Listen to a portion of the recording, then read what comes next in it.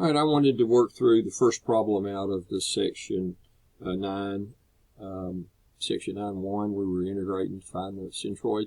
And that problem is here. He gives us a cubic, but we want the area on this side.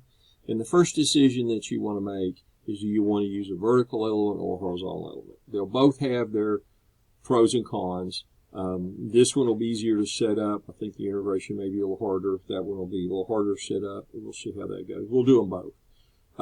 The main difference is going to be, this one is going to give you a dy because its width is along y. This one's going to give you a dx. In either case, we'll call the edge of the curve, it will be our point. When we say variable xy, that's what it'll be.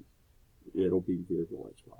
So let's do the horizontal one first. So by picking that element, it's a rectangle, so its area, which is what I want, is its width, which is dy, times its length, which is out here, that's x. So x dy is your dA. Now, since dy is your integration variable, you want to replace x with a function of y, and that's, you solve this for x. So it's the cube root. X is a cube root of y. So my dA is that, and to get the area, I just integrate dA. You integrate dA, well, I'll plug in my x, I plug in my y to 1/3. You're going to add 1, so it's 4/3 and divide, so 3/4. So the antiderivative will be 3/4 y to 4/3. Drop the 4/3 cancels. And then you have to plug in upper limit minus lower limit. So I get a 0.75. And then to find the x coordinate of the centroid, I have to do the first moment, which is x times dA. But it's x of the centroid. And so the coordinates of the centroid, I didn't copy that down, or, well, I didn't type those in, did I?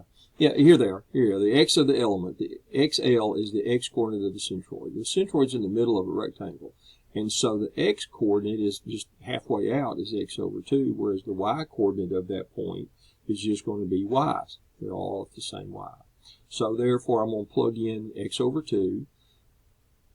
My x dy, that gives me an x squared.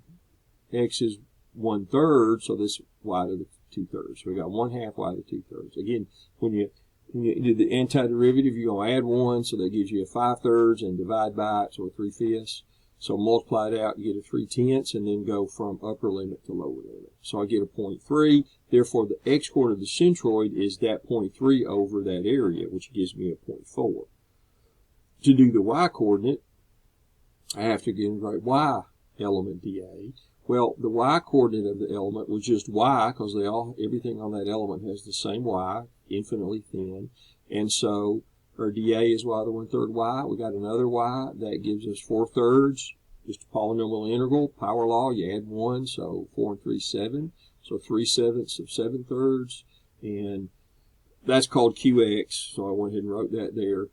You're going to evaluate again from upper lower, so it's just 3/7 times 1 to the 7/3, and then you take that and divide by the area, and you get the y coordinate of the centroid. So I have the x and y coordinates of the centroid of that area. All right, I'll do the other orientation in the other video.